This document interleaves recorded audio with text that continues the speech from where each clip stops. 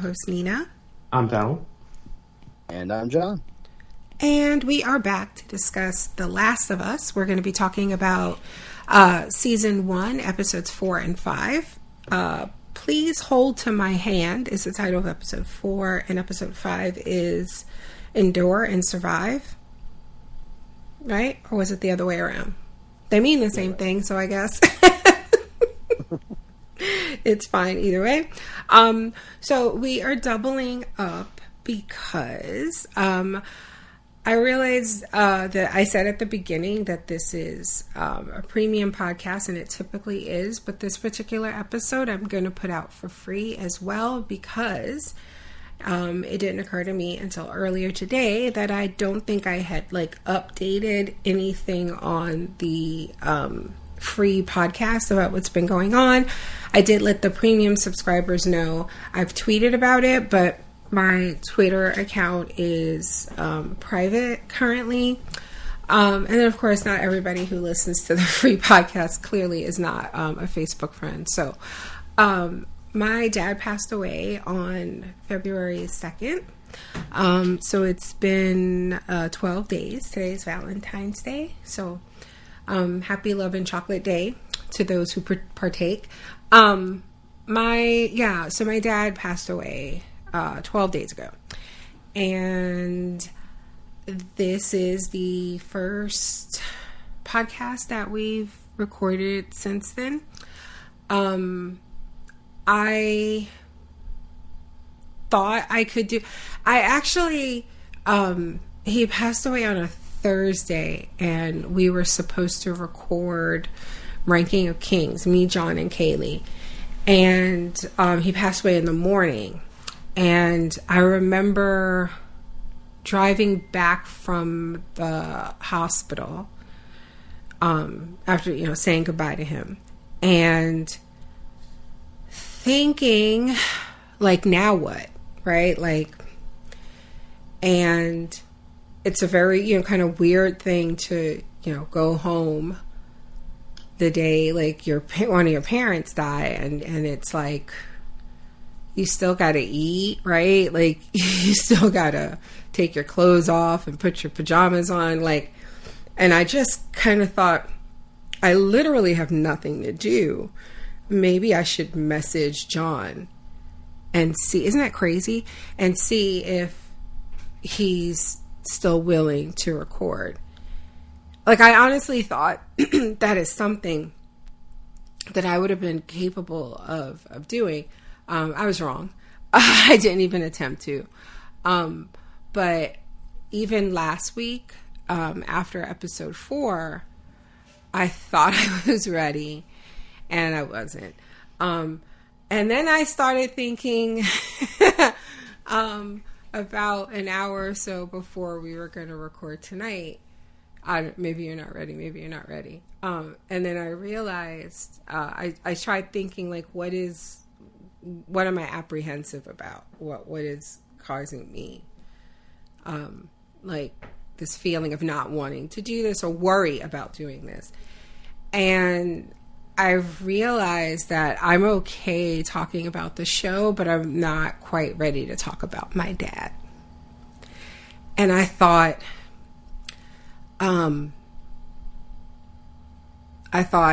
if I guess I want to tell you guys that this happened to me. But I thought, well, you can't just say, oh, my dad died, and okay, and then what do you think of this episode? So I felt obligated, I guess, to really talk about my dad and say something great and profound. And I'm just not ready to do that yet. So, but I considered it, and I thought, well, then just do the other thing. You don't have to do that. So that's what we're going to do. And that's why we're going from my dad passed away, and I am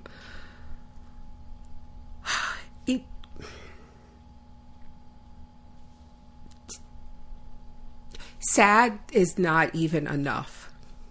I don't have a word for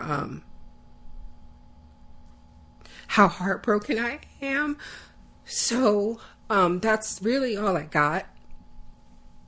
but I want to do this, right? Like, I need to do this because otherwise I'm like eating my feelings and crying and it's a big old mess. So, that's what we're going to do. We're going to talk about these 2 episodes. And if you're someone who has reached out on social media, like if you followed me before I closed my account a few weeks ago, if you're, somebody who's in the Facebook group and you've expressed condolences, I've seen them all. I appreciate them all. If you're someone who sent a gift, thank you very much. You have been contributing to me eating my feelings, which is so appreciative because, again, you often find yourself saying, okay, what next? Like, what am I supposed to do? Oh, I should eat because it's like time to eat. What should I eat? Did we buy anything to eat? It's been crazy. So anybody who's contributed to that, thank you so much. There's going to be a service for my dad in a few weeks, and I think I would maybe feel okay talking about him a little bit after that. So yeah, that's where we are.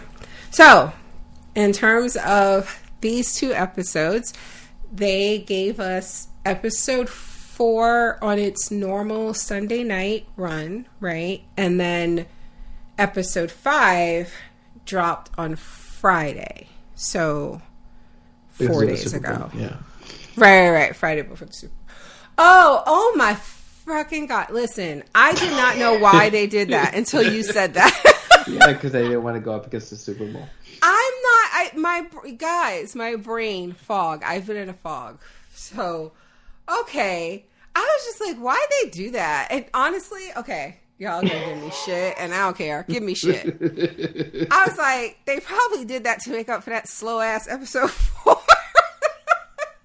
Oh my God. No, episode 4 was great. Don't get me wrong. Look, the cool thing is I feel like both of these, it was a 2-parter. Because the first episode ends and it leads into this next episode. I felt like the first episode really was just to usher us into this Kansas City one episode arc, or 2 episode arc. And then boom, they're done with Kansas City. Yeah, moving on. I thought it was going to last longer, to be honest, but because it was Melanie Linsky, so I was like, okay. But, I felt like it lasted as long as it should have. Yes, it was perfect. Just in and out. it was like in and out. Everybody's dead. It felt like a DLC. It did. It felt like that character. Because I know that character's not in the game, right? And so and it felt like a very. By the time she was gotten by the clicker, mm-hmm. I was like, yeah, I'm so glad. I'm so tired of her. I want her gone. and honestly, there was nowhere really for that character to go. They set her up to the point, after episode 4, I saw a lot of reactors compare her to the governor in The Walking Dead, and I agree. It's kind of like that, like Negan, where you have these characters where they don't really they're not reasonable. They're very set on what they're going to do. They've given up on mercy a long time ago. And we get it. We learned that they've been abused for the past 20 years. And how old would you guys say she was? She's in about her 40s, maybe? So a good portion of her life. Character or Melanie Linsky? I feel safe asking the actress. I don't know how old she is, but I would assume she's supposed to be playing a character that's her age, right? Yeah, I think she's 45. Okay, so half her life she spent occupied, right, by Fedra. So I get it, but it did kind of feel for instance, when she dies, I know I'm jumping ahead, it was this is exactly what needs to happen, because if she's not going to be the cause of Henry's death, then she needs to end here, because there's no more conversation to be had, right? She is committed to killing him. Yeah. So either she's going to kill him here, which I didn't think was going to happen, or she's going to die, because there's no need for this standoff to go any further. This character is just set Right. Yeah. And we met her at the end. Right, and like they just took over this Kansas City 10 days ago. Yeah. So like she got 10 days of like getting it all out of her system. Yeah, and she it took her 10 days to like completely fuck everything up. and so like when I say that I was done with her, I don't mean like I disliked her. Mm-hmm. Well, I mean like I thought Melanie Lynskey did a great job, and I thought the character was great. What I mean is, I hated like my hate for the character, the person that she was at like the peak. Yeah. Right. Yeah. Like when she gives that, well, maybe he was supposed to go. You know, like yeah. I was like, okay, like either you have her die there, or the character has to go somewhere else. Right. Like there has to be some redemption or something. I'm like, I don't want to see that. Right. And it just felt like, because they came in so hot with her, like it was like, why would we ever care for her to be redeemed? Like it felt right that this was just what it was. Yeah. Right. And I want to say that it's going to sound like I'm shitting on episode 4. I'm not. When we talk about them, as we typically do when we have to like double up for whatever reason, we'll probably spend more time talking about episode 5. I have like a bullet list that I want to hit for episode 4, but the bulk of it will probably be episode 5. But I just want to say, I do think that part of my, like how I feel about the episode is, like I said, my dad passed on a Thursday and we watched this like Monday, like we normally would watch it, you know? And again, I don't know what I'm doing. So every time I think, yeah, I should do this. This is okay to do this. And then sometimes it is. Sometimes I can do something and I get through it and it's great. And then sometimes I can't. So I was like, sure, let's do the reaction video. And I swear, you guys, as it turns out, you're never going to see it because what's wrong with it again, Donnie? You had like a technical issue? Yeah, it's not smooth. It's very choppy. I think it's because he tried recording it in like this like higher definition. But anyway, but it's fine because I'm not even kidding you guys. You would probably think I was on something, and maybe I was. Maybe I was a little inebriated. I know you guys won't blame me, but like I do think it was a hard episode to react to because it wasn't a lot going on except like that one little section, but it was a very, I thought, kind of quiet episode, a lot of dialogue. And so I was just sitting there like, laughed, and that was pretty, because there's a lot of humor in that, building the relationship, but that was with the joke book and stuff. And I just felt like I sat there with my arms crossed, and I know there are a couple of times where I was just like staring at the screen. I kept thinking to myself, they're going to think you're crazy. Because my brain, I mean, you guys understand, right? So, but as it turns, I told Donnie, no rush. And then when I realized that another episode was coming out on Friday, I was like, oh, and then I wasn't up to recording. I was like, we'll just double up. But Donnie told me the file, like it doesn't look good. So, but we did do a reaction video for this episode, and I am assuming Donnie's going to have it out sometime this week, as he normally would have, Yep. when we record for the show on a Tuesday night. So yeah, I think my watching experience was kind of soured. And with this one, I do think I enjoyed watching it a little bit more, and I definitely was in a bit of a better place when we watched it. And your reaction to the big mushroom dude was pretty good. The bloater, is that what they're called? Yeah, the bloater, yeah. Was it? Yeah, no, I feel like I had an embarrassed. Oh, just your reaction, like you jumped. No, when it wasn't the bloater, John. Oh my god, yeah, I might have to look at that and veto you putting that on the internet. Cause John, it wasn't Nico. I swear to God, and I'm not editing anything. Y'all just got to deal. I'm grieving. Leave me alone. When they fucking came out of that sinkhole, that's when I jumped. Like, I feel like I literally jumped back a good foot or two on the bed. But, because I wasn't expecting that. You know what I mean? Like, I thought they were going... Because they're like little mushroom people. So I thought they were just going to crawl out all mushroom-like. No. Like World War Z shit. Yes! I was like, this is so Train to Busan. They were like climbing on each other, using each other like ladders. I was like, what is happening? They're swarming. Swarming, exactly. All right. So, y'all ready to talk about these episodes? Yep. All right. Please hold to my hand. I actually looked this up. Do you guys know what this means? No, I mean, I assumed it was in that Hank Williams song that he put on because it sounded like he said that in that song. Oh, really? Okay, so I wasn't paying attention to that. But I told you I was in a fog.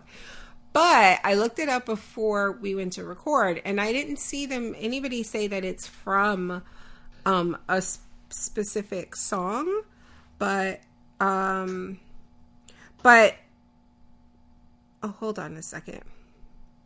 But the phrase itself, instead of saying like hold on to my hand or hold my hand, but to say please hold to my hand, is the specific like to lead someone, right? Okay. Anyway, I thought that was interesting. If that's true, I thought that was interesting. No, I mean, it fits. Let's see. Hold on a second.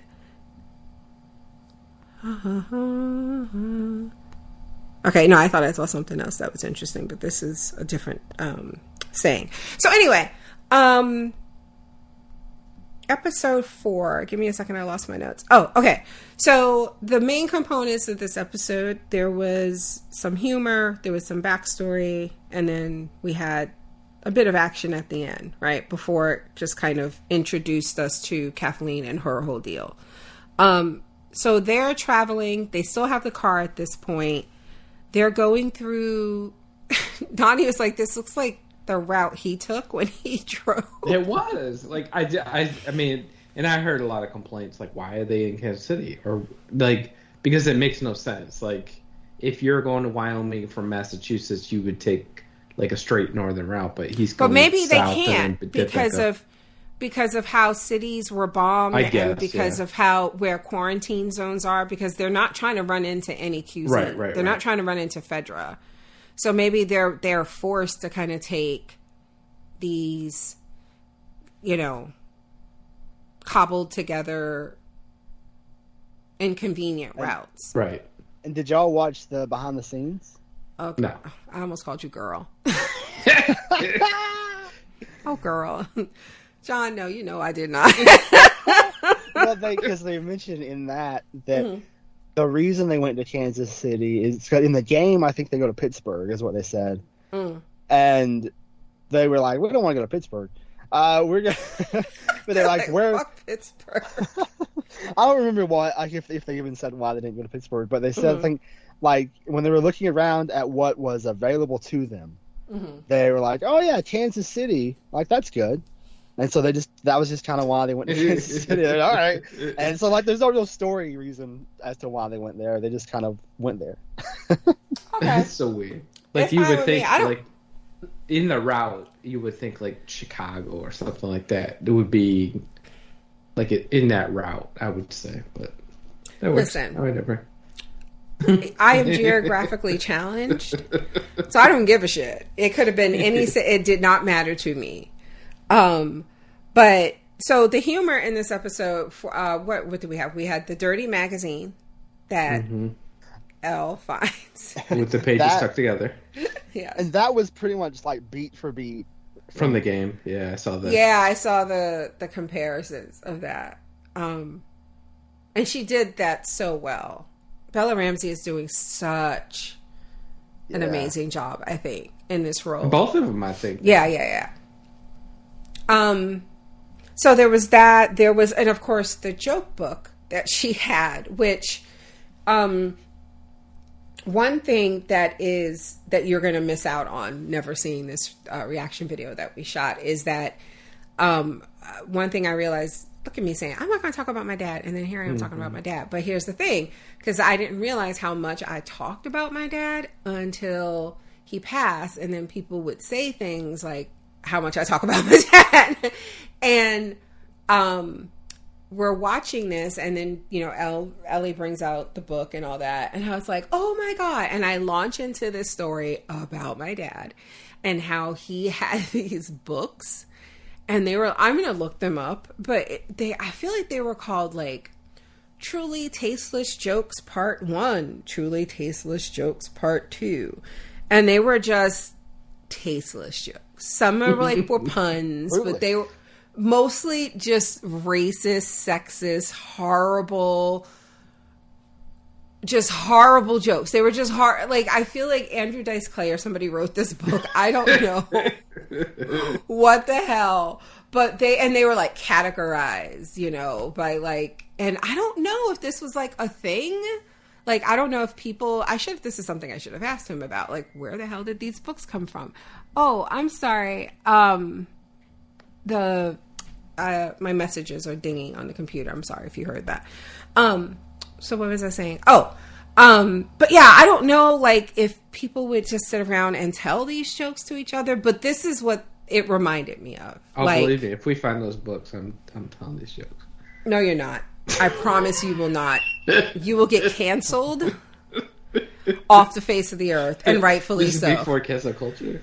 This was, oh my God, these books. I don't know. They felt like they've kind of felt like icebreaker books, like type thing. Like, you know, things. Oh, great! So I can use them at work. Like, yeah, because no. Yeah, use them at work. Go for it, Donnie. Yeah. Because there would be like, you know, like for a party or for, you know, like they had like themes to them, but they were just tasteless. I mean, I had some joke books when I was a kid, but they were definitely not like that. Yeah, I found them. They were written by Blanche Knott, which obviously not that person's name. Yeah. Truly Tasteless Jokes, Truly Tasteless Jokes 2. There's over 2 million copies in print, and then they were just, you know, they just kept going on and on, 3, 4, 5, 6.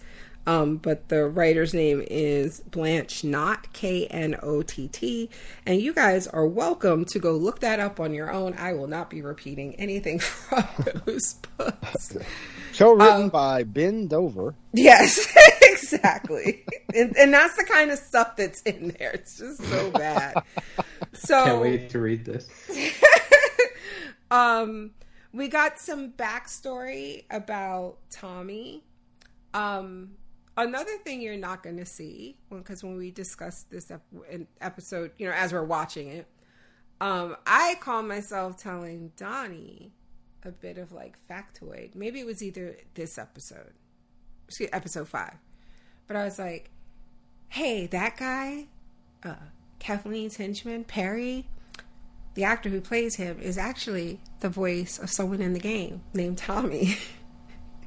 Why did I not realize it was the brother until like 30 minutes before we recorded this podcast? Because you kept calling him something else. Yeah, you keep calling Tommy some other name. Like Timmy or some shit.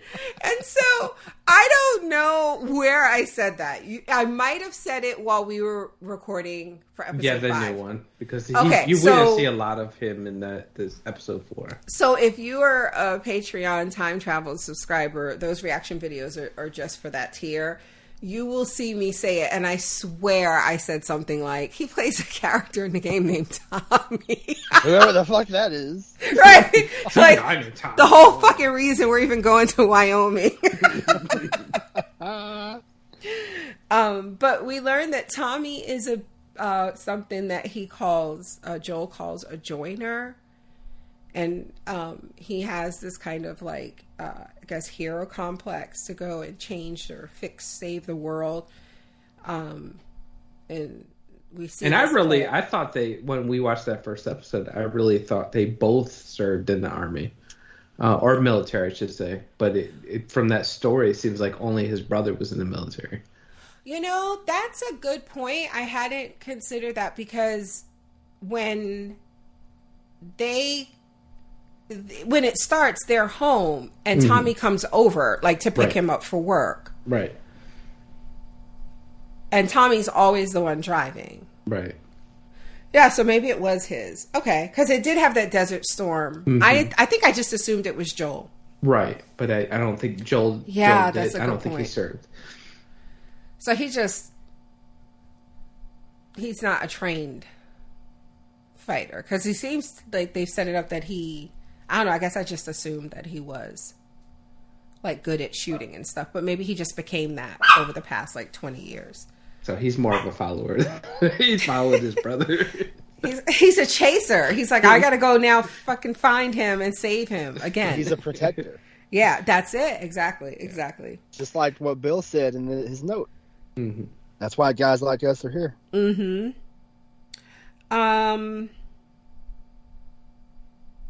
So, and then we learn, also in this bit of backstory for Tommy, that's his name, right? Yeah.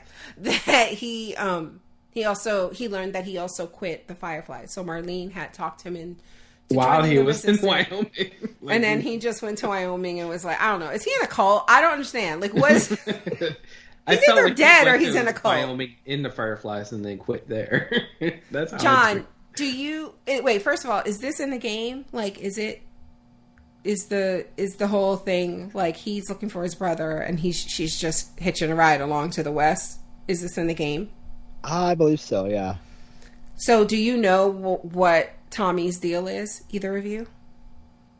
Like whether he's alive or dead, do you know? Oh, well, I mean, the previews. Yeah, I mean, that part. Wait, you both do? Yeah, the previews. Well, you didn't watch the previews, did you? No, I didn't watch the previews. Okay, shut up. Yeah, I mean, well, that do answer a question, I guess. Oh, okay. Well, yes or no is okay. Knows. So like, who knows? Okay, but wait. Before the previews, were you guys? What did you think? Like, because I just assumed that whatever we're gonna find is not good. Whatever he's gonna find. Right. I never thought that. Really? Yeah. But see, I don't know. Again, okay, let me just tell you. There's another thing. I feel like, and I don't think I wrote this down, so I'm going to say it now, so I don't forget. I have been feeling like the past, I want to say 3 episodes. Again, I know nothing about these games. I don't know anything about the second one, except I guess there's a character, I forget her name. It's I think it's a woman, a girl that is being introduced that people are excited about. But I feel like, and of course y'all can't tell me if I'm right or wrong, is Joel gonna die? Because I feel like I don't hear anything about, my prediction is that, well, I don't know, because it got renewed for a second season, but I don't know anything about the story, so I don't know how much the first season is going to cover. It could be fun. I just feel like I don't hear anything about Joel in the second game. Yeah, I think he's going to die in the second season sometime. Okay. Just like I just have a feeling like he's not a long-term character in my mind, and it feels like also they keep introducing these new characters, and you're like, oh, they're going to be in love with the journey, but they end up, something happens where they're not on the journey with them. So I think the same thing with the brother, like they can meet up with the brother, but something might happen. Right. Like, yeah. I feel like the only person I feel like is safe and has plot armor is Ellie. Yes. But I feel like John knows things and he can't. Yeah.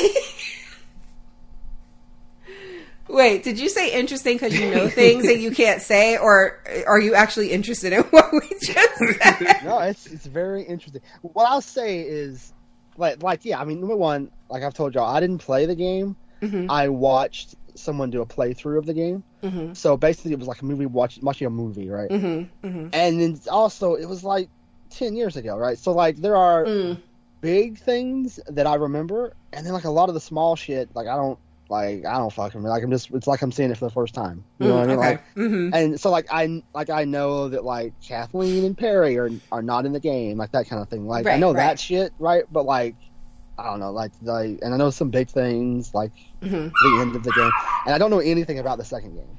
Okay. Ooh, so the end of the game is okay. All right, so there's also a bit of action in this episode in that when they have to take a detour because their path is blocked. And I was like, I've seen enough Walking Dead to know a trap You know, at least it didn't go, like, they didn't go to a dead end, back up, go to another dead end, back up, and do it 7 times. And take like 45 minutes to do it. 3-point like, turns. oh, this is the season finale. Anyway, go ahead. Are you so bitter? Yes. I haven't even watched that show in like 6 years, and I still, like, who the fuck made that decision? But go ahead. Are you talking about The Walking Dead? Yes. What do you think? Where did you go? I mean, there's no other show that has many dead ends. So... so they end up driving into this trap. It was. Go ahead. So I was just like, it was interesting because this was obvious. Like, oh, they're going to go into a trap here. Like, it's not a good idea to leave the highway, and he knew that. Yeah. But he was like, we'll just save some time. But then later, when you learn that he knew Kansas City's Fedra was apparently like the worst in the country or whatever. And he still took the detour off the highway, and I was like, he really did not want to backtrack. Yeah, this is like when he leaves Grogu with somebody, and we're all like, "What the fuck are you doing?" He's like, I just need a break. Yeah, I don't know, because I feel like some of the Southern Fedras might be even worse, but maybe he hasn't heard about them, like a Texas. I mean, they're literally fucking communicating through ticker tape. Right. I bet you that Dallas Fedra is fucking horrible. They're throwing parades and shit. I don't fucking know. You saw what they were doing. Morse code and shit. Western Union. Pony Express in it. They're communicating through Wham songs. Exactly, Donnie. Through Depeche Mode and shit. Shut up. So they end up crashing, and I was just so hurt, but I was like, I get it, because like that's part of it, right? When you're watching these apocalyptic shows, like it's not entertaining if everything is going well, right? If they're traveling in a well-stocked RV, somebody, Dale, is going to fuck that. No, I'm kidding. I like how this just turns into the Walking Dead slander. But like every episode that I watch of this show, The Last of Us, is like, oh man, The Walking Dead was bad. Yes. and there's also room for some Game of Thrones shade, because holy fuck, like this episode, like 90% of it took place at night and you could see everything. It's perfect. So anyway, they crashed the car, and again, this made me sad because I was just, but I get it, because I was like, oh, and then they had to leave like supplies, right? Like they couldn't get like everything. But anyway, and while they are fighting these people, it turns out these are Kathleen's people. Ellie has to use the gun that she had hidden to shoot this guy who was seriously about to kill Joel's ass. And I don't know, I'm assuming this is in the game, but it wasn't something that was apparent to me until he got attacked here. And I remember thinking, how didn't he hear that guy? But then everything started happening so quick, and then you're like, okay, this is, you could tell this is the moment where Ellie's going to have to use the gun, and it's going to be traumatic for her, and blah, blah, blah. Like, I completely forgot. But, like, in that split second, I remember thinking, how didn't he hear that? And then I felt like there was one other thing. I felt like there was, like, another time where she was calling him, and it took him too long to answer. And I remember thinking, can he not hear her or something? So I'm happy I love that they wrote that in. Like, with and then because then later on it happens in the next episode with the glass, then they get snuck up on, and and then she brings up, like, you're deaf in your right ear, aren't you? And he was, I think he was sleeping. I love that they wrote that in. I think he was sleeping, like, with his left ear to the pillow, to the ground. Right, so he could never hear. Yeah. I was like, that defeats the purpose, buddy, of, like, the glass. If you're going to sleep with your, like, good ear. Anyway. Yeah, and this guy, Like, so this wasn't Kathleen's son, right? This was just a guy calling for his mom because he knew he was about to die. Yeah. Okay. Because I feel like she did not she give never a treated fuck it if that was her son. Yeah, she didn't care at all. Right. They couldn't give her two people. She had to just have a brother, and that was it. Yeah, that's it. So yeah, his name But the is fact Brian. that he, like, why do you think he killed him? Like, I think. Okay, Fuck you him, still that's what? Yeah, basically. But there was nothing he could do. Like, they had him indisposed. She shot him, but he kills him. He killed him because it was the right thing to do. He killed him because no, seriously, listen. If you don't want to end up dead, if you don't want him to call for help, or you don't know what systems they have in place. So it's just like I said with the zombies, with The Walking Dead. Here we go again. But like you got to make a decision. Like, if this is what I'm willing to do, or I'm willing to die for this. And if you're not willing to die for Brian, then Brian needs to die. So, but my serious answer is I think that they have been telling us that Joel and Tess did some fucked up shit these past 20 years. Yeah. Like, to survive. And that's one thing that I really I love about Joel and the evolution that we're seeing just in 5 episodes, where like when his daughter died in 20 years ago, he died. Like, and from that point forward, he's been just like kind of just floating around like a zombie himself. And now, like, with Ellie coming into his life, it is bringing him back, and Henry could see that. Yeah, and Henry could see that exactly, and it's like, I mean, is that going to be a liability? Like, I mean, he's dying. I just feel like he's dying for Ellie. I feel like. I hope not, because I like, Pedro, and I want to keep seeing him and stuff. But, like, he is in a lot of stuff. He's got the Mandalorian. He's good. I don't think he's hurting for checks, but I don't know. But again, and I almost, like, I really don't want to know anything about the second game. Like, I don't want to.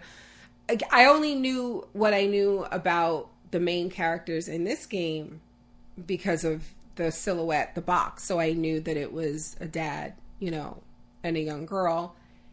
And I only knew that Bella Ramsey was the girl because it's Bella Ramsey. But I don't want to know, but I do think he's dying. I hope not, but I think so. I hope not, but probably. Oh, but I did want to say, John was like, when his daughter died, he died. But I do want to point out he was a bit of a dick before that when he was like, fuck them people on the side of the road. And it's like, they got a kid. And he was like, so do we. So, I mean, he just stayed ready so he have to get ready. That's it. He already was like, he was like, he was like, this smells like an apocalypse and I am not fucking around. I mean, I do like, because like, he was definitely like Henry. Yeah, I think, like they intentionally had Henry and Sam kind of mirror Joel and Ellie. But I like when they're in the woods before, I think it was before they run into these people. Like, and she's like, do you think people are going to find us? And he's like, no, nobody's going to find us. Like, but he was just as scared as she was. Yeah. But he was just lying to her, and like that's how his experience with his own daughter came into play. Yeah. And he knew that, like, because he even said, "Don't light a fire, because then they'll find us." Like, right. There's way they can find us, but like, I will say that whole part, I was just like. But wait. Let me just finish saying this. I feel like I am a little biased because of The Walking Dead, but like, I'm fine if all the threats are just the infected. But that's what I'm waiting for, because I don't care about these little groups. Like, okay, we got the little, Karen, the murderers. Yeah, but can. I don't even think she's that bad of a threat. Like I get it. No, yeah, but you I get mean, to cover that. but what I mean is that they're going to do that thing where you know that because they've already set it up, right? They've talked about what they call them, the raiders and the That's slavers right. and all that raiders. stuff. Yeah. See, me, I'm like, I'm good on that. I can absolutely pass over the slavers. I don't need to see that because when you say like the raiders, I picture like the junkyardigans. Remember them? Yeah. And when you tell me the slavers, I'm like, oh, so the saviors. Like, do you know what I mean? I'm just not really interested in revisiting that type of thing where sometimes we're going to run into good people like Henry and Sam and they're going to die tragically, and sometimes we're just going to run into, but the show has been excellent so far, so let me just say I trust them to do things well, but I also kind of want more of the infected because I like that shit. That was fun. I feel like we didn't get any infected in episode 4. And we didn't get very much in episode 5. It wasn't until the very end. Then we got all. Then they made up for episode 4 and 5 and a little bit of 3. It does. It feels kind of like with the people, they're not letting them outstay their welcome, like we talked about with Kathleen, and then like it feels like with the infected, they're kind of like not overdoing it, like they're kind of just sprinkling it in, like kind of let you forget that they're there. Like it was so ominous when, I know jumping ahead again, but like to the next episode when Kathleen and Perry are like in the basement and you see like the ground move and you're like, what the fuck? Yeah. And it's like, and it was a reminder of like, oh yeah, there are like mushroom zombies out here. Like, and so it was like I had even forgotten that was a thing, because like Joel says, I think to Ellie in episode 4, he's like, yeah, we're too far out here for any infected to be here. And I like that. I feel like they have to do that. They have to kind of ration out when we see the infected, if they also want to keep it so that we can have these long stretches of traveling and stuff where they're just like apparently not running into anybody. Right. Which is weird. Like you would assume. Yeah, I'm just trying to, in terms of like the world building, I still don't yet have a feel for like, so is it just, QZ zones, and then, I'm assuming Fedra is traveling between zones and stuff like that. So like, how do you know which roads to avoid? Like, because I'm assuming you're not supposed to just be out on the roads. Like, you know what I mean? Like, we can just get in a car and drive and visit a friend in another state. I'm assuming you can't be traveling between quarantine zones.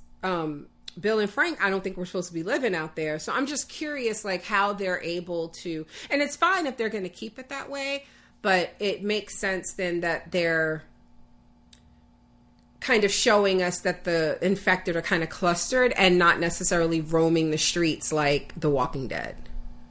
Right. And I think, like, it feels to me, at least what we've seen so far in these 5 episodes and what we've learned, like over the 20 years, everything has really, like, not, like, even the things that they put in place after the apocalypse are also just completely falling apart. Mm-hmm. Like I think someone mentioned that the Baltimore quarantine zone, I think that was Frank, right? When he met Bill, he was coming from Baltimore. Yeah, he said it was gone. Mm-hmm. And he was like, that shit's gone. And that was in, like, a year after the thing. Mm-hmm. So I feel like it really was like 4 years after. Yeah. Yeah, it was something like that. But like it was like 15 years ago. And so like even at that early stage, things were falling apart. So I mean, it really feels like, yeah, like there are so few living people still left. Yeah. Like it is very sporadic. Like it's sparse, I guess, is that, like you can go for hundreds of miles and really just not see a single person. So they end up heading to high ground. They find a tall building that they're gonna like climb as much as they can until Joel's knees give out. so they can kind of survey the city and try to come up with a plan to get out of it. And that's where they end the night. And then this episode also served, Nico, this episode also served as, like I said before, the introduction to Kathleen and kind of ushering us into everything that goes on in episode 5. And the setup here is that Kathleen is the leader of this resistance that has taken over the Kansas City QZ from Fedra. And when we meet her, she's interrogating this doctor she suspects of being a collaborator with Fedra. So when they were in power, someone who was feeding them information for their own gain against the resistance. And we learn she's looking for someone named Henry, who's traveling with someone named Sam, we also learn.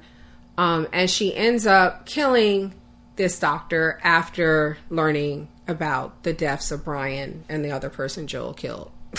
Because they fucked around and found out. Because she thought Henry was responsible for it. Yeah. And she was not going to kill that guy until she saw them. Mm-hmm. Because he was like, I'm your doctor. Like, you can't kill me. You don't have a doctor. Yeah. And she was like, yeah, I guess. But then she got pissed off and she just went there and killed him. Yeah. It was like, because having a doctor ain't do shit for this situation, so fuck it. She was like, fuck the rest of you. Fuck your yeast infection. Fuck your sore throat. She's like, it's so, like, she really, like, it. You're right when you say, like, she destroyed everything in 10 days. Because, like, if she had been in control for, I don't know, 3 weeks, a month, 2 months, like, this place would have completely fallen apart. Yeah. Because she was just upset and wanted to go after Henry. That was there. Yeah. That she wanted to punish Fedra for all the shit that they had done, and they already did that, and then she set her sights on Henry. She was not... And she was... When she says that to Perry in episode 5, she's like, is he your 7th priority? And I was like, y'all ain't even discussing housing. Food. Right. Like, what you gonna do with these, besides murdering and burning those collaborators? Like, okay, sis. And then Joel and Ellie wake up to Henry and Sam, which takes us into the next episode, and we see just how violent. This is what we would have looked like if January 6th had been allowed to progress past what it did. These motherfuckers were stringing folks up. Did you vote Democrat? They were like, right? They were like fucking stringing people up and shooting cops in the head. And they were just like being terrible people. It's like, wow. They were like, Kansas City is free and it's just chaos. Kathleen has those collaborators executed, but not before one snitches on, what was his name? Edelstein, I think. Yeah. Dr. Edelstein. So we know now that this is taking place prior to what we saw in the prior episode. That was so fucked up. She was like, Edelstein her right hand man is like, he's like, because she's like, oh, you guys are going to serve like 24 months or whatever it was. No, she said you're going to go on trial and you'll be found guilty, and then you'll serve time. You'll serve some time, yes. And then her right hand man is like, oh, so we are going to, and she goes, no, we're going to kill these guys. I was like, Jesus Christ. He was like, yep, all right. He gave Edelstein up for nothing. Yeah. They got killed anyway. Right. There was one more thing in episode 4 that I wanted to mention. Like when the conversation between Joel and Ellie, where she tells it, like, he's like, takes the gun, and then she's like, well, it wasn't my first time. Yeah. And then he's like, oh, okay, well, here's the gun back. So I guess he got experience, I guess. Yeah. But he did, I like how he, at the end of the episode, before they fell asleep, he asks her, hey, you want to tell me about the first time? And she doesn't want to talk about it. And it's the same thing, like, he doesn't want to talk about his past, and I think that's fair. Like, you guys... Yeah. You guys both have secrets, and just leave it at that. Yeah. Right. And like, the one thing in that scene is, like, when he gives her the gun back, and he's like, okay, you can have the gun, but keep it in your pack. And then she can't even fucking do that. No. immediately like, puts it in her pocket. And like honestly, like I that's one thing I feel like something it has to be some kind of consequence to her defying what he says. Yeah, because she didn't even get in trouble for it, like when he sees her pull it out later when they go underground.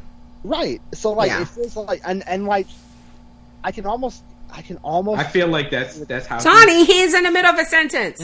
Go ahead. I can almost be okay with him not being upset with her because like they're kind of, at least at this point, he hasn't really taken on the fatherly role yet. Like he's almost to that point. It feels like where he sees himself as her father, right? But like right now in this moment, like when he gives her the gun, they're kind of equals. At this moment, he's like, "You fuck around, shoot your toe off if you want to. I don't give a shit."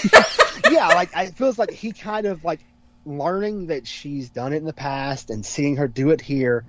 It's less like he is concerned for her. Like he shows concern, but then it's more like it feels like he sees her as more of an equal right now. And so like when she defies him, I can kind of buy that he wouldn't react, but I still, like, as an audience, seeing her continuously do the thing that he says not to do, I feel like something needs to happen. Yeah. Like she kept the gun, like she got the gun that he said she couldn't have, but then that turned out positive where she was able to save his life. But then he gives her the gun and she puts it in her pocket, and like nothing comes of that. Like, and doesn't shoot her toe off. Yeah, like something needs to happen. That's right. I she think stops doing it. He's gonna die, and it's gonna end up being some stupid shit that she did that she wasn't supposed to do. Uh-oh. Don't make me not like Ellie. I mean, well, it hasn't happened yet, so we still like her. So we still like her. So later we learn that her brother, Kathleen's brother, was the head of this resistance. And I'm just going to say this now because it happens during a scene later. But, and that Henry turned him in order to get medicine for Sam, who had leukemia, which it sounds like the medicine worked. Like it cured him. He was in remission, at least, because he was like, there was one drug that worked, but of course it wasn't a lot of it, and it belonged to Fedra. So they didn't seem to be worried about him having to stay there to continuously get treatment. It felt like he had been cured. But the cost of it was obviously turning in Michael, I think his name was.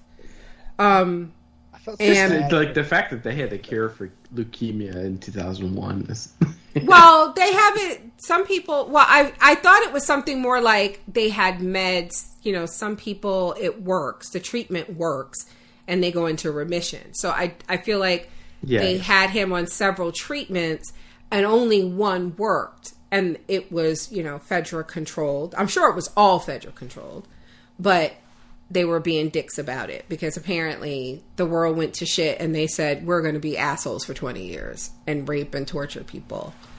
But the saviors. Yeah, exactly. But the, what was I going to say? Oh, the other thing, though, was that when the brother was in charge, apparently, they were basically, I'm guessing, like the Fireflies, just like causing trouble and shit. But they hadn't overtaken this fascist regime until Kathleen took over. And I guess, fueled by this betrayal and everything, I guess they just went hard and took everything over. So you kind of understand the loyalty, I guess, guys like Perry have for or towards Kathleen, because like he said, your brother was a great man and we all loved him, but under him nothing ever changed. So this is like, you get the president and then you get universal health care and ban guns.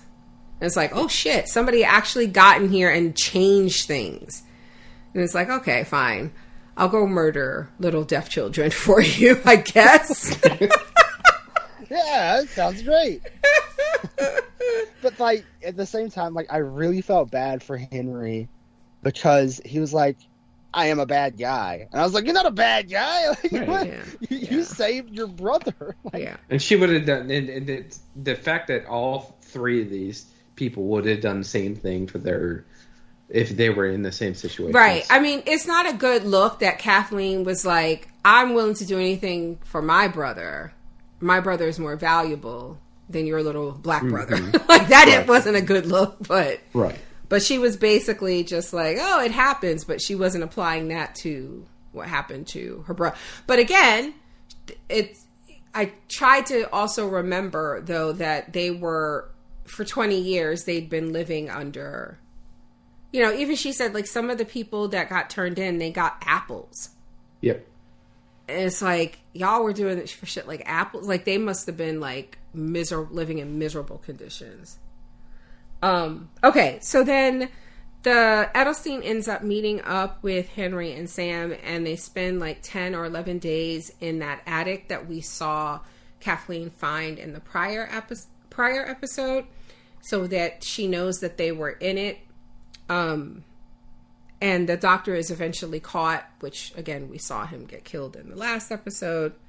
And Henry and Sam are going to hit the road when they witness, or at least Henry witnesses, the shootout between Joel and Kathleen's men. And he's like, I need to roll with that guy. New plan. Mando. Yes, new plan. And then we see that awkward intro, right? Where the last episode ended, where he's like, look, I know I'm pointing guns at y'all, but I don't want no mess. I'm here to help you. So help me help you. And Joel is looking at it the entire time like, I'm going to kill you. As soon as I sit up, I'm going to kill you. And then the kid. It was so funny because Ellie was like, no, that's just his voice. He's an asshole. He's fine. You can believe him. He trusts you. I do love, like, somebody posted in the group earlier today, and I'm watching the episode now, that The Walking Dead did the same thing, where none of the actors knew sign language. Mm-hmm. And they bring in this young boy that's deaf, and everybody, like, immediately learned sign language just to... So they could be able to communicate with him. Right, and watching him, like, Henry talk to Sam, like, how fast he was doing it and stuff like that, I was like, like, he really learned this shit. It was it felt... I mean, I don't know American Sign Language, so... I don't know how proper or correct. I'm sure somebody who knows better is probably like, well, you could tell that he was a little, I don't know. But it looked natural. Like, they felt like brothers. Right. Yeah. That was great casting. Yeah, I thought that his name's Lamar Johnson, the guy who played Henry. I thought he was great. Mm-hmm. I really liked him. And I mean, Kevon Woodard is the kid who played Sam. I think he did a great job, too. They said that there were only 5 boys who showed up to that casting call for Sam's character. Obviously, he had to be African American. He had to be of a certain age. He had to be deaf and know sign language, and he had to be shorter than Bella Ramsey. And only 5 boys showed up for that, and he got cast. So the plan is to travel below ground through these tunnels they're maintenance tunnels that Henry knows about, and people have believed all this time that the infected that were inside the quarantine zone were driven underground. But he was told that the tunnels have been cleaned out for like 3 years. So he's like, and even if there is... It was all foreshadowing. Like, they started foreshadowing that shit when the ground was rumbling. Yeah. Like, we just knew some shit was going to come out. But here's the thing, like, that it wasn't going to be, like, immediate. Like, they weren't going to, like, put their ear to the door and be like, nope, never mind. Mm-hmm. I knew they were going to get in there and think that it was okay, because that's more interesting. And then shit was going to go wild. But then they got out. So I was like, oh... Okay. Yeah, I didn't know when it was going to happen. Like, when they got into the daycare, I was like, oh shit, like, are they going to, like, I didn't know when they were going to approach it, but we knew at some point they were going to approach these underground. But you know what I was worried was going to happen was that when Kathleen was in the attic where they had been staying, I was worried that she was going to see like a picture that Sam drew of a tunnel, and she was going to figure it out. Oh, and she was like, "They're in the tunnels." I'd have been so annoyed. So yeah, they go below, and they come across, from what I understand, I think this is somewhat in the game, that at some point you do run across, I think it's like the aftermath of a community that went below kind of early days and established some sort of society. But I think by the time you get down there, it's just creepy, like clicker children or some shit. And then I know, like, in a lot of games like this, you find like journal entries or tape recordings, and it's always meant to like fill in the backstory for world building and stuff. And sometimes you get like achievements, I guess, for collecting them all. Mm-hmm. I think I saw somebody react to this episode say that that's like a thing. Like, you learn about this community and how it fell through those things that you find, like journal entries or some shit like that. Yeah, and apparently in that daycare room, like on the walls, you can see names.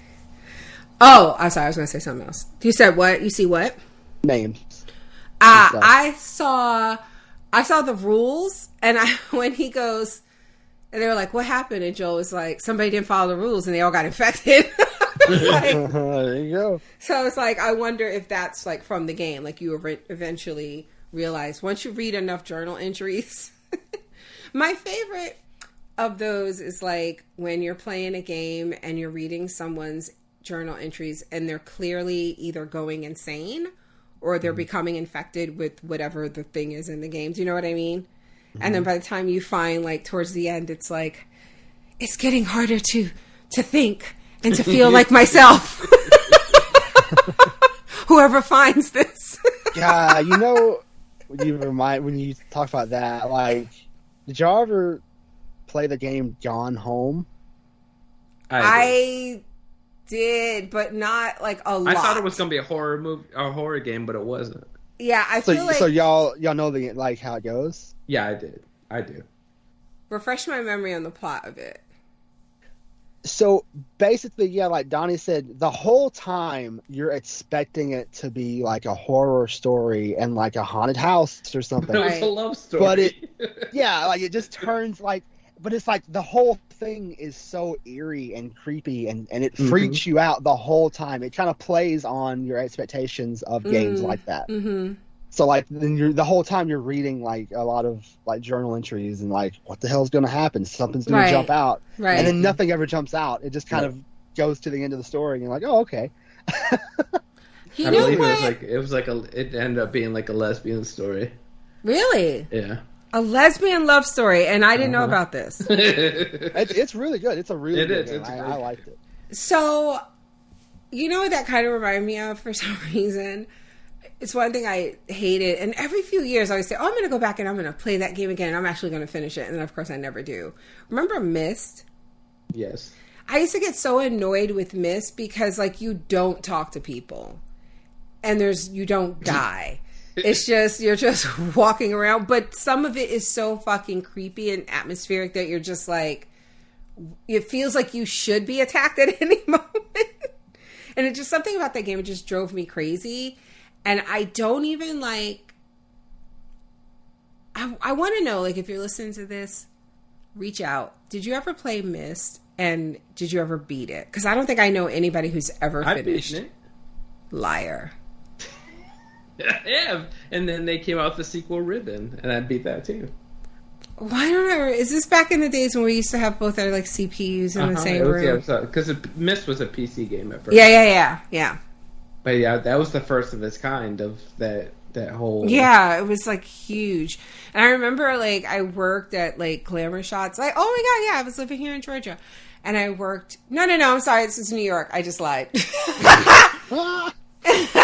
This is in Long Island. My bad, different mall. But yeah, because I worked at Glamour Shots twice in my life. Once in New York and once here. And is that when you took your Glamour Shot photos? the recent one that I did glamour shots like 2 months ago. No. That I recently shared with the red background. Mm-hmm. I put on Twitter. Yeah, that was. Oh, I say because you got an employee discount. Is that why you did it? We all had to do it. Oh.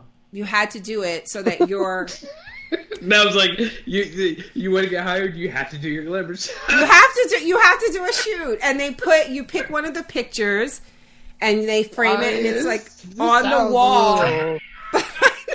If you want to get hired, you gotta let's take pictures. I'm sorry. No, not if you want to get hired. Once you get the job, you have to do it. It's like, well, I mean, if you get the job and you say no, I don't want to. Guy that kept the fucking originals. I don't know. Maybe I'm wrong. I don't know why I don't want to be smirched glamour shots because, like, fuck them. Like, oh my god, let me tell you. I'm gonna tell you this story how I got fired from the glamour shots in New York. To this day, I wish nothing but misery on that motherfucker. There's no way that company still exists. What? That company does not. It can't exist. No, it does. Really? Yes.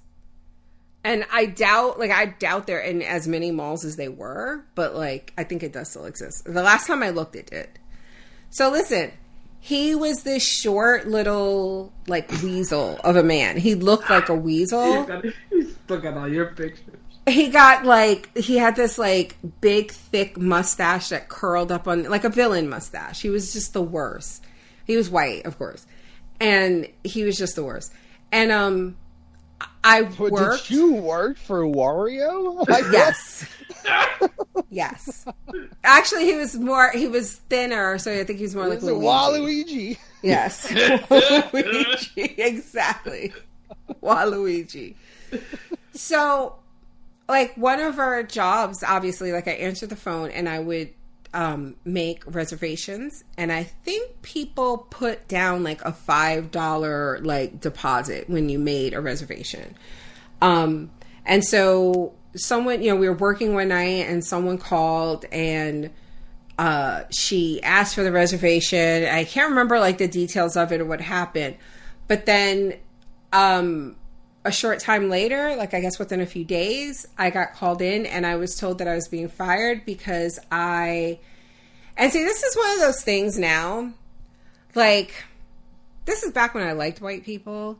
So, like, now that I'm thinking about it, because listen, I have no reason, I am 48, I'm going to be 49 this year. I have no reason to sit on this podcast and lie to y'all about this. And I know there have been times when I've been like, I can't tell these stories while my parents are living. You guys know I just lost my dad. If there was one person I would not want to hear me admit to doing some foul shit that they accuse me of, it would be him. I have no reason to lie to y'all. I did not do this stupid fucking thing that they accused me of. But basically, they just accused me of telling someone who wanted to make an appointment that she couldn't. That we didn't have the appointment available for her or something like that. And I guess the reasoning for me doing that was either we were closing and I was trying to like get off the phone to not take the reservation, or I didn't want to book for the time that she wanted because I was going to work that day. I don't know. I don't remember the details of it, but basically I was like denying this woman a reservation. And I don't remember why I remembered this woman's phone number, but I did because, we had to write like all this stuff down. So, and whatever happened, I remembered her phone number. And so I'm fired and I'm like furious because I'm like, no, I never said that. And he's telling me that the woman is telling him this, right? Like, there's nothing I can do. Like, she complained and, we got to let you go. I called the woman and asked her. Now, of course, granted, she could have been lying, but she was like, I did absolutely no such thing. I do not know what you're talking about. I've never, like, whoever the manager's name was, she hadn't heard of him or anything like that. And there was like nothing I could do, and I was like, my God, how old was I? 18 or 19? I don't even think I was 21. But, yeah. So, anyway. Fuck you, glamour shots. But Anyway, what were we talking about? Okay, so I'll just say really quickly. I never played Myst, but I did have the book. Sorry. That came out in 1995. I remember the book. I might have had it too. That's why I laughed. The Book of Atris or whatever. Yeah. Oh my god. Anyway, I brought up the glamour shots even because because when I worked there at the one in New York on Long Island, across the way from my store, directly across, was an electronics boutique, and I used to hang out with the guys that worked there because I was always buying games, like PC games. So yeah, Myst was like big. Anyway. Oh, and while they're down below and the kids are kind of bonding over this comic book and playing soccer, Henry admits what he did, what I said earlier, and how he turned in Kathleen's brother for medicine for Sam.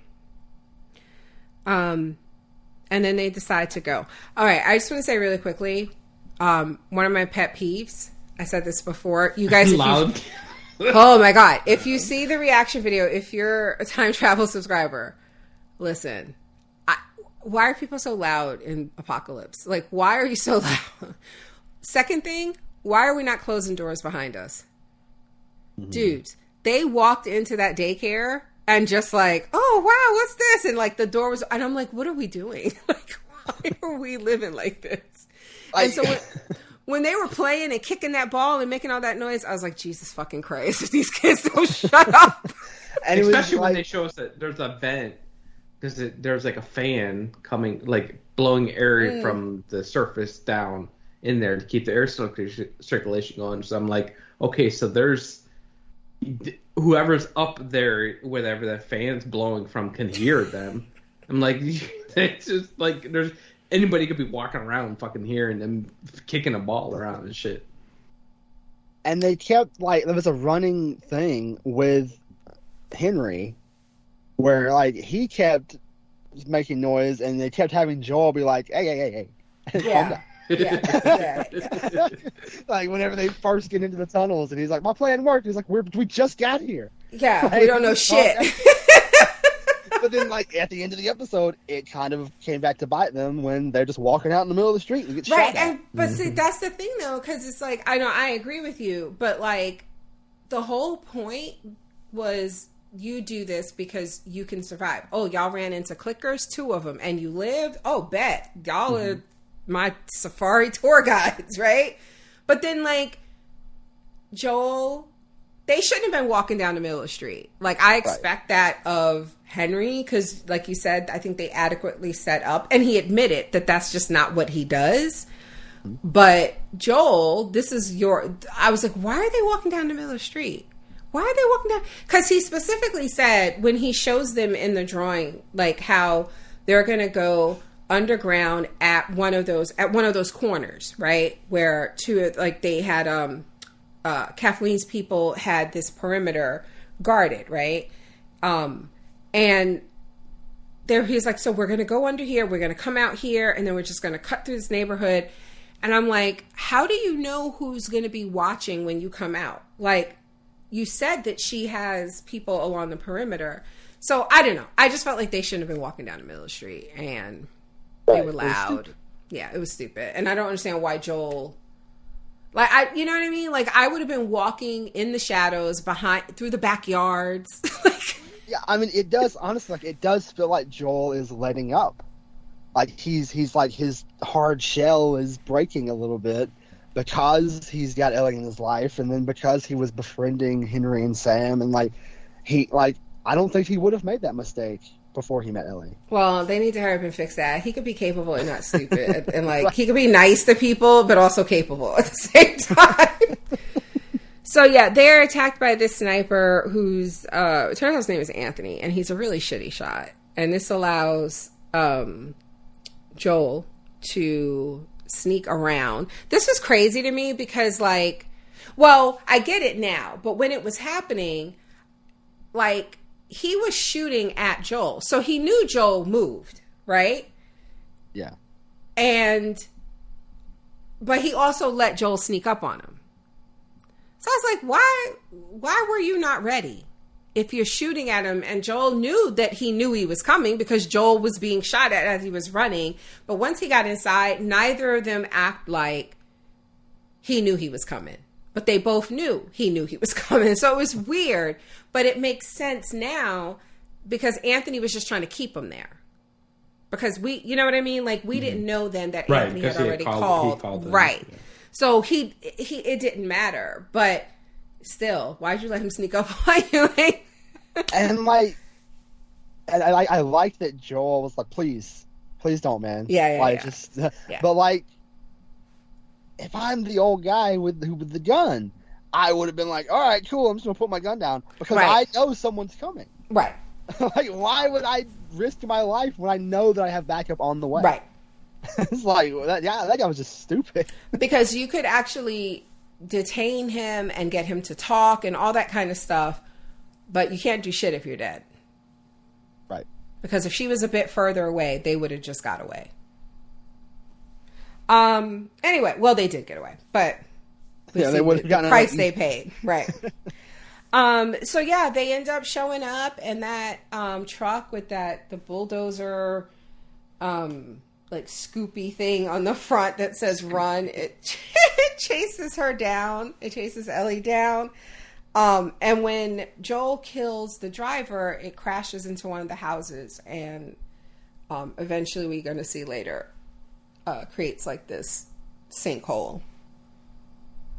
That was awesome. She was really going to kill this man.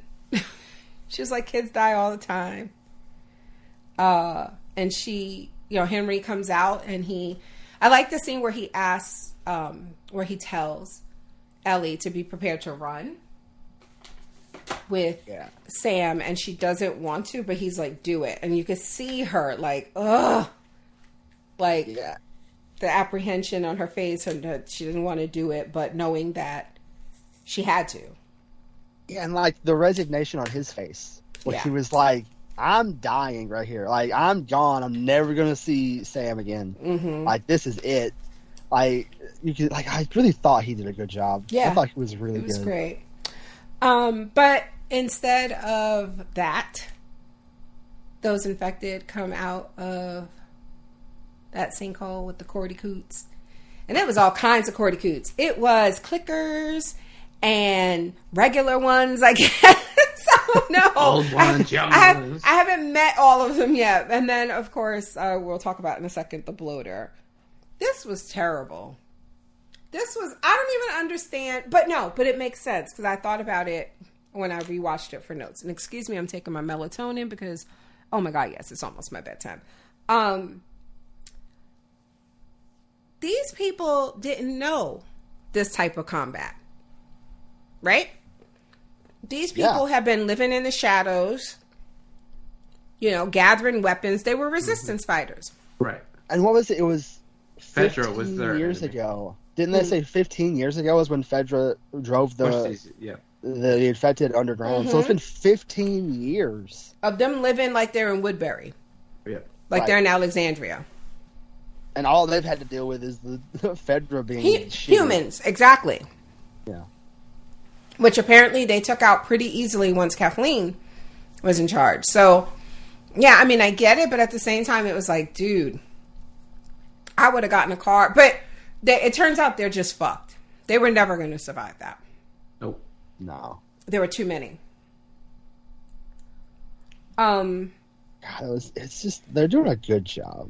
And it was so interesting, in the behind the scenes, they got the guy, I don't remember his name. The bloater guy? The bloater guy.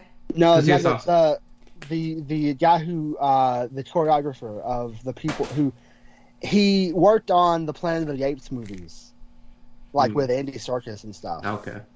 And he trained the people who were playing the infected coming out of the hole. And so that's why, it looked so, good. Yeah. It's because they had a guy in there who knew what he was doing. Who knew what he was doing. I guess the bloater guy he did something on Game of Thrones also. But I've also heard, I haven't watched it yet, but the little girl. Yeah, she's a gymnast. Yeah, I guess her audition was contortionist. fantastic. So there's a little girl clicker that follows Ellie inside this car. That was terrifying. I like how Ellie goes from like, sometimes she's like brave and kind of badass, and other times she's like, fuck this. Get this weird fucking kid away from me. She was like, she remembered when she crawled through the hole earlier. And she was like, I'm going to do that again, but into a car. Yes. But then, when she gets out of this situation with a bit of Joel's help, again, she makes eye contact with him and decides, she's going to go save Henry and Sam, who are being... they're stuck under a car. They're stuck under a car, right.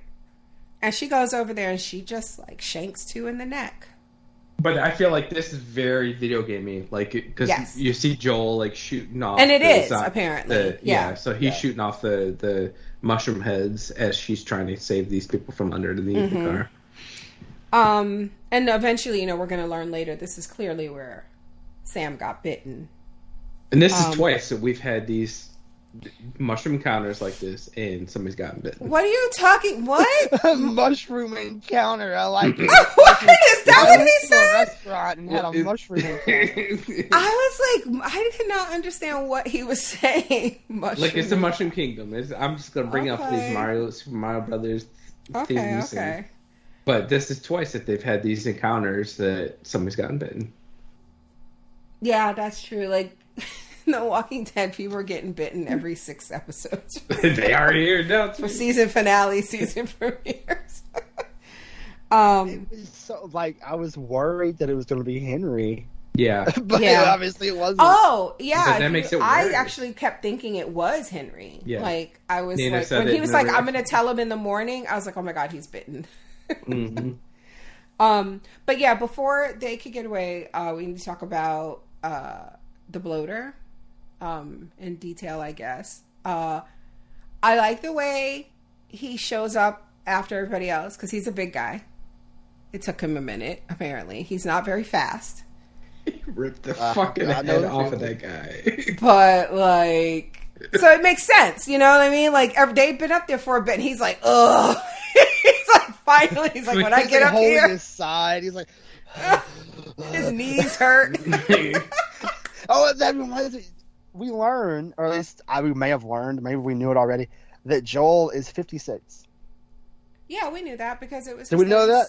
Yeah, it was his 36th birthday. Right, I didn't remember that. Okay, I didn't remember that it was his 36th birthday. Mm-hmm.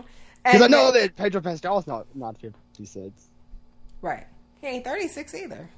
Well, that's true. No, I say that because like when people were reacting to, because I really hadn't given it much thought. Like, I mean, unless it's like egregious, I don't ever like, I'm supposed to believe they're that age. Like, this wasn't egregious to me for some reason. So when they were like, and I didn't know about the time jump.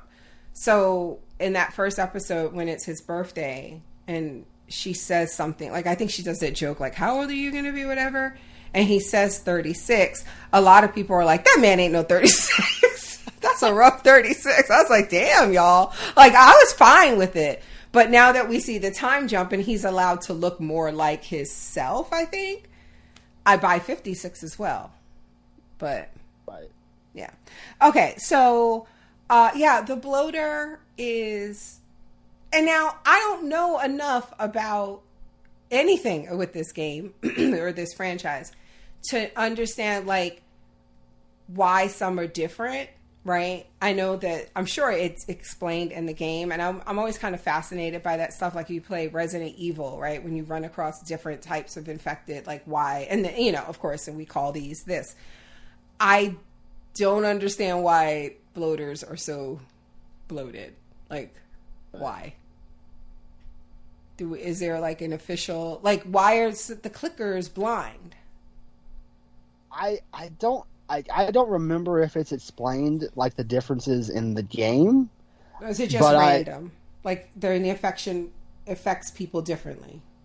Yeah, I mean, I remember that it progresses, right, as you go through the game, and you're like, oh, shit, there's a different one. Mm-hmm. But, like, I don't remember if it says, the reason that this one is different is, you know, I don't remember. But I mean, I do think like the explanation that they gave for the clickers, right, was that they've just been there longer. Mm-hmm. Okay. Yeah, that's what the story was. Okay. But it's kind of like the Walking Dead. Like their bloater version was the ones that were in the water for a long time, and then you see these guys that are just like 100%. 100%. But I mean, this was different because with those they could like the one in particular, like Glenn in the well, mm-hmm.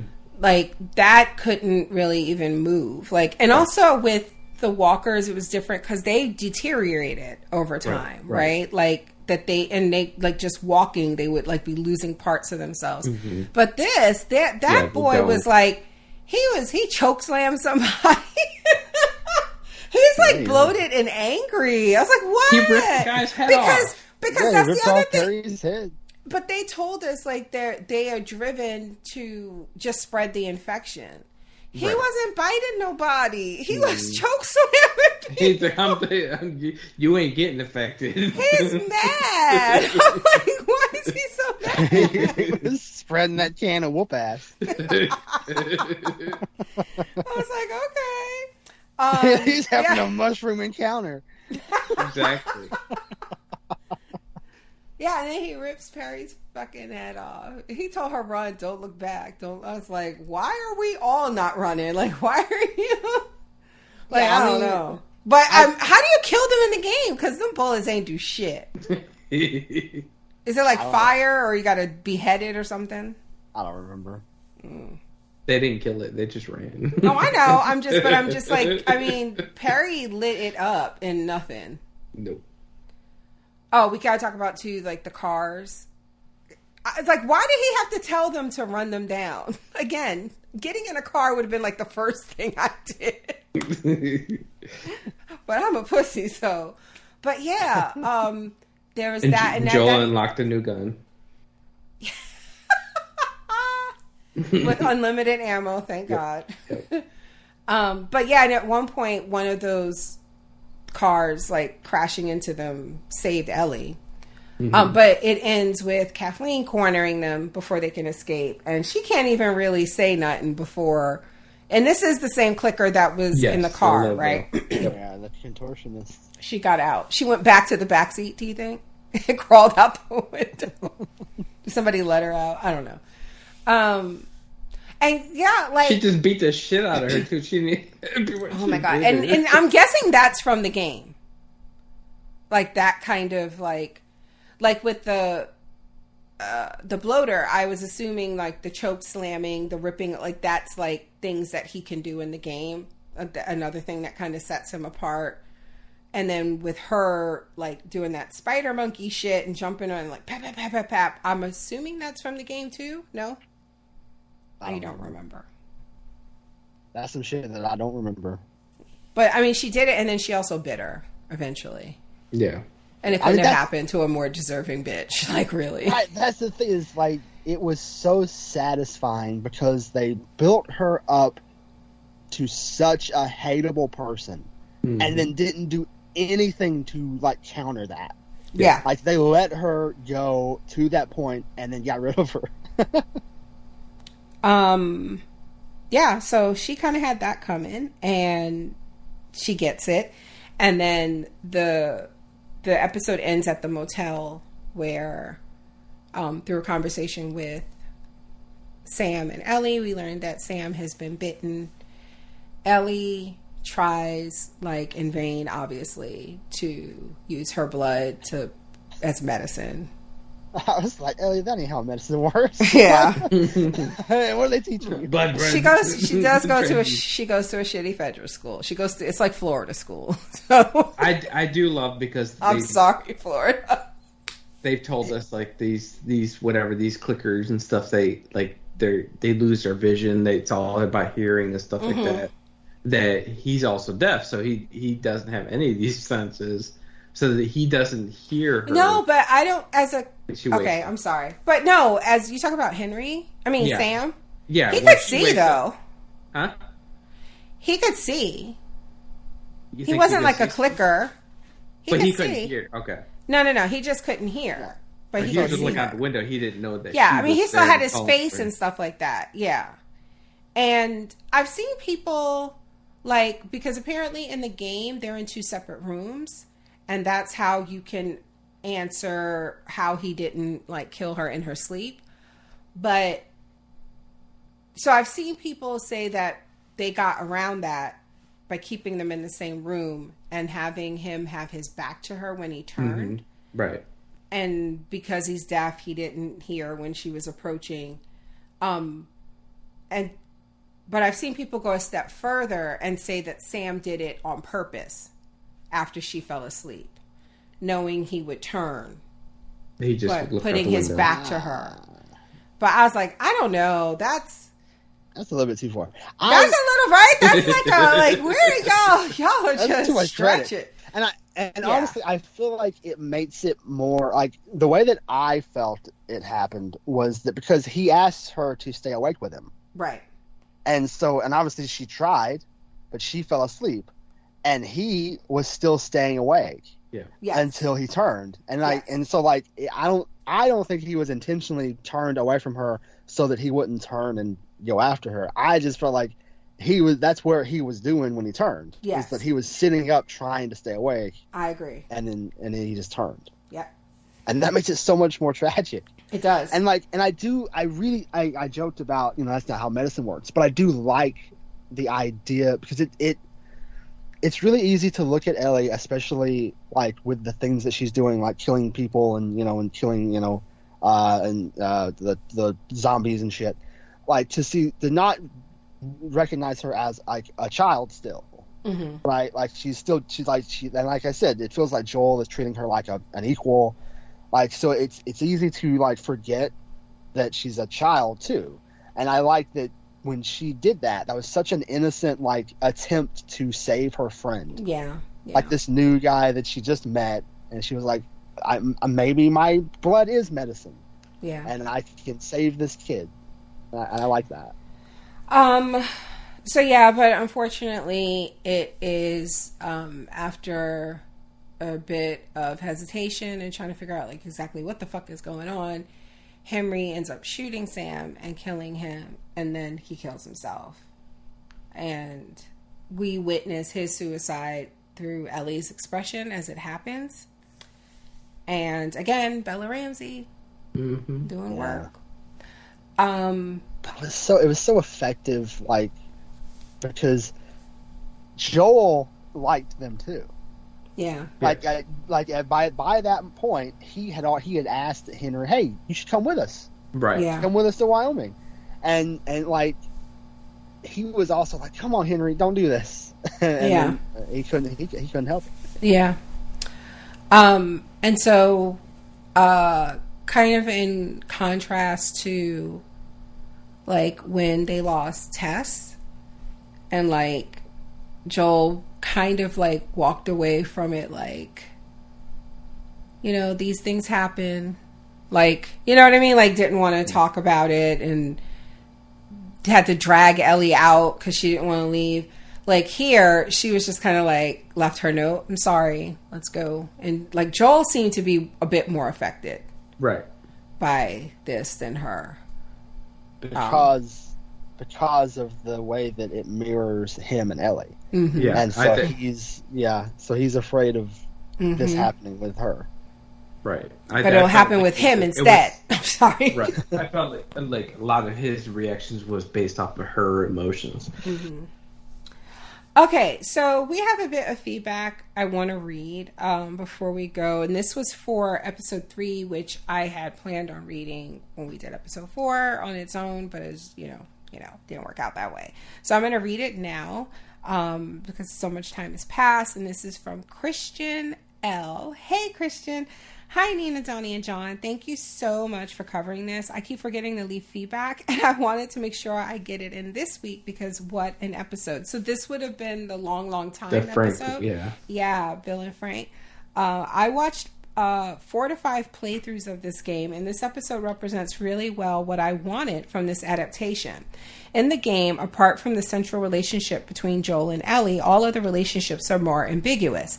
It was never clear to me what his relationship was with Tess, and Bill and Frank's story was just kind of glossed over. When you meet Bill in the game, he's still very guarded and wanting to keep to himself, like Frank never had an impact on his life. I was definitely preparing myself for a more tragic ending, so I was very, very glad they changed it. So much great writing and so romantic. I did wish they got to see Joel with Ellie. Yeah, lots of parallels there already, and I feel like it would have worked better than having the conclusion be done through a letter. But regardless, this was a really great episode. Also, I just want to mention that as someone who works in infectious disease, I really appreciate the effort to ground this disease with some real science. True. Mm-hmm. That's always more interesting and obviously way more terrifying. Yeah. Right. This could happen tomorrow. Yes. Like, this feels like it could happen literally tomorrow. And we all know you motherfuckers ain't gonna act like you got no fucking sense, because we saw how y'all acted during COVID. So, yes, we would be fucked. Y'all don't know how to act. Finally, Christian says, looking forward to your discussion and the rest of the season. Thanks. Thank you. Thank you for sending in the feedback. Have you guys seen the videos of the cordyceps, like, taking over, like, a grasshopper? No, Donnie. No. I don't want to see. Why would you? It came up on my timeline like a week ago, and I was like, I wonder if you guys have seen that. No. But also, this Jiminy Cricket go through that. No, absolutely not. But anyway, so that's it, you guys. Thank you for listening. I'm just gonna try to put this out tomorrow, like as seen on the schedule. I meant to mention this at the start of the show and I didn't. But again, if you go to projectfandom.com/schedule, or just go to projectfandom.com, you can click on the tab for the schedule. You'll see the publication date as it is planned as for now. And so this should come out on Wednesday. And as far as I know, as far as I feel in this moment, Kaylee and I can do Full Metal Alchemist tomorrow. But we'll see. We'll see. I'm literally taking everything kind of moment by moment, which is why we're going to call this a night now, because I'm sleepy and I have learned to try to go to sleep when my body is telling me I'm sleepy, especially now, because when it's quiet, it's the worst. So I just like to sleep. But yeah. Thank you guys for listening. Thank you for subscribing. If you're listening to this free, if you want to hear us talk about the rest of the season of The Last of Us, including see our live video reactions, you can go over to patreon.com/podcastfandom to sign up. Thank you guys. We'll talk to you next time.